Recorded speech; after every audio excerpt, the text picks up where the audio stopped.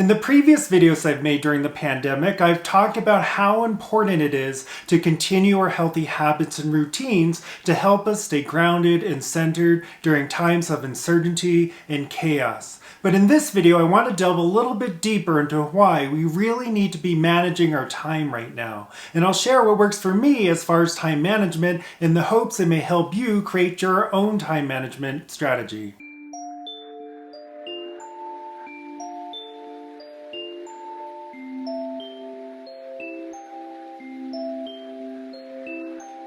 Hey guys, welcome back to my channel. In case you're new here, my name is Mike and I'm a Kung Fu and Tai Chi teacher based out of Boulder, Colorado.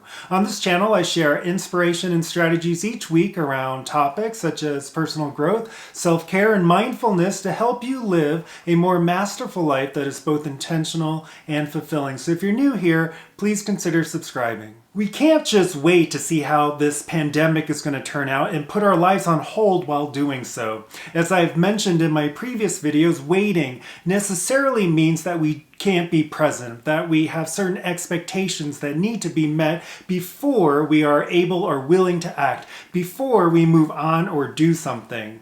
That expectation may never happen. It may never be met. And so if we attach ourselves to it, we hold ourselves stuck. We become stagnant. I'm not naturally a schedule kind of guy. In the Myers-Briggs type indicator framework, I'm an INFP. I prefer to just go with the flow when it comes to time. I prefer to wake up when I feel like it, eat when I feel like it, work when I feel like it, exercise when I feel like it, sleep when I feel like it. I think you're beginning to get the picture that I value my freedom. But what I've come to learn and realize with experience is that for someone like me, structure is actually very important. If I only did things when I felt like it, I would never make sustainable growth or progress at anything. Maybe one day I would decide, I don't feel like teaching class today, so I'm just not gonna go. Maybe one week I would decide I don't feel like making a video this week, so I'm just not gonna post one. Or maybe I would decide I don't feel like eating healthy this week, so I'm just gonna let my diet slide. Listen, all of these ultimately would be fine. We all have bad days, weeks, even months. Our lives aren't going to just stop if there are times we don't actualize our positive intentions. But it's clear that without striving for consistency in making progress towards what's truly important to us in life, our goals, our dreams, our vision, it'll make growth that much harder when we don't show up for ourselves. When we don't show up as our highest selves, it's not that we just stay stagnant, we typically lose traction as well. This is especially true when we're trying to learn a new skill. For example, at my school where I teach Kung Fu and Tai Chi, sometimes I'll get a student that really struggles in the beginning. They may lack endurance, strength, focus, or body awareness, but they persevere by practicing at home and coming to class consistently.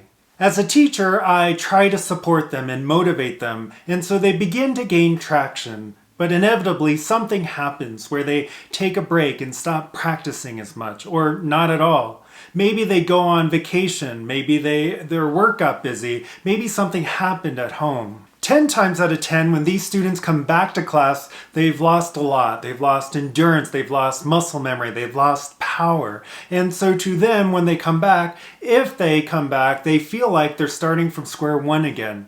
Most will actually just get discouraged and quit, especially if they're unable to grasp the lesson of consistency and momentum. Consistency and momentum are such critical aspects of self-care, productivity, and continuous and never-ending improvement. We all have experienced how hard it is to start a new habit or learn a new skill. For those that don't end up giving up or maybe even not trying in the first place, we quickly learn that consistency builds momentum, and momentum allows us to overcome that initial inertia, which in turn helps us to stay motivated. Motivation is what keeps us focused on our goals. Even people who don't have explicitly identified goals have goals. They just might not be what we normally think of as goals, such as goals we set around happiness, health, relationships, or money. That's because every action we take has an intention behind it. If we have a desire for something, we take action to make it happen.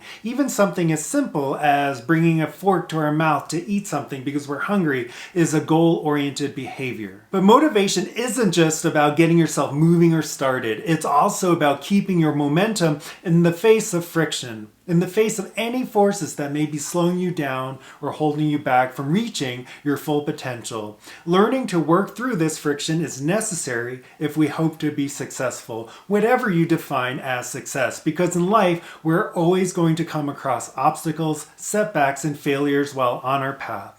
And so right now, the pandemic is testing our resiliency, our resolve, how connected we are to the vision we have for ourselves and what's truly important to us. As energetic leaders, we must ask ourselves, how are we showing up right now for ourselves, our family, our community? It is only by showing up for ourselves first that we can truly show up for others. When we are able to show up as our highest selves, our focus naturally shifts from one of personal growth to contribution. And so for me, time management has played a crucial role in helping me to remove friction. In the physical realm, we are constrained by both time and energy. I believe learning to master our relationship with time is part of the embodiment process. Furthermore, I believe how we use our time reflects our reverence for life, how grateful we are for life itself.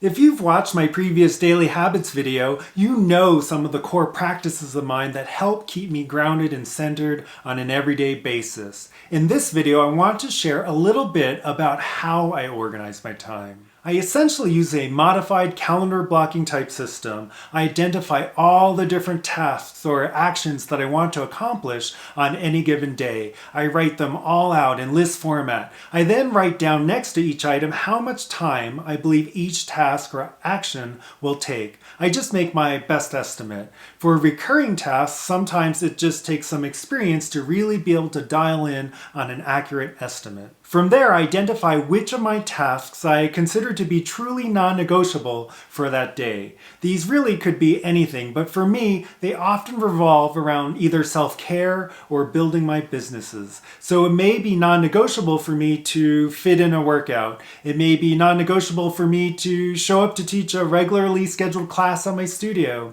It may be non-negotiable for me to spend time with a friend that I've made plans with. I do try to make sure that I don't overextend myself when choosing which tasks are truly non-negotiable, because these are the things that I'm going to show up for that day no matter what. Even if I'm having a bad day, even if I'm feeling tired or not at 100%, these are the things I'm committing to for that day. Obviously, serious emergencies do sometimes come up in life, but through experience, I've learned to develop more discernment around what things are truly emergencies and what things are merely distractions that I am giving away my power to. Because remember, for things to make it onto my non-negotiable list, I have consciously chosen them because they're super important to me. They're things I know that will move me towards achieving my goals. So I have my list. I've indicated how much time I think each item will take. I've then identified which items on the list are non-negotiable for that day. At this point, I just get started working on them. I call it a modified calendar blocking system because I don't actually schedule precise times of when an activity will begin or end in Google Calendar, for example. For me, I like having more freedom in being able to choose how I tackle the items on my list depending on how I'm feeling throughout the day. That said, mornings are often pretty similar because, again, through experience, I've learned what things will set me up best for the rest of my day. And also, sometimes I'll revert to standard calendar blocking if I know I have a lot of non-negotiable items on my list that day. So by assigning items to specific times of the day, I can be sure to fit everything in so that none of them will inadvertently fall through the cracks. Though doing standard calendar blocking is pretty rare for me these days, given how I've chosen to set up my life. And so one thing that I'm personally still working on is putting my non-negotiable items first, meaning trying to get those done earlier in the day when I'm more fresh and energized. It can be very alluring to get a lot of the other tasks done first just to have the satisfaction of checking things off my daily list. But that sometimes leaves me tackling some non-negotiable items when I'm feeling really tired or just ready to wind down my day. And lastly, if I don't get to some items on my my list by the end of the day, I try not to give myself a hard time, but I do try to hold myself accountable by checking in to see why that may have happened. Maybe I misjudged how long certain tasks would take. Maybe I ran out of energy because I stayed up too late the night before. Maybe there are items that I'm actually subconsciously avoiding for some reason. So it's good to check in to see what blocks I may be having or what may be causing friction in getting things done and moving forward. And if there are things I don't get to, I just add them to the next day's list. But I always reevaluate whether they should be on the list in the first place, because sometimes we may think something is important when it's actually not. And time management is not about planning your whole life away. I'm a big believer in embracing the unknown and allowing life to unfold naturally and magically. But that doesn't mean I have to reject planning altogether. And so to wrap up, I hope you found my thoughts on managing time helpful. If you're struggling in how you're responding to the pandemic right now, it's actually only partially about the pandemic itself. It's really more about how you've conditioned yourself in the past to handle difficult emotions like uncertainty, stress, and anxiety. They are only being triggered, for a lack of a better word right now, by the current circumstances. It's revealing our patterns and how we deal with difficulty and adversity. That's why for my students, I always talk about how we're able to show up for our practice reflects how we're able to show up for life. All the time and effort we put into personal growth and self-care prepares us for times like these. All of the countless hours spent on training our minds and our bodies helps us to deal with what's going on right now. And even if you haven't been doing the hard work of personal development up to now, the fact that you're watching this video means that you're ready to start.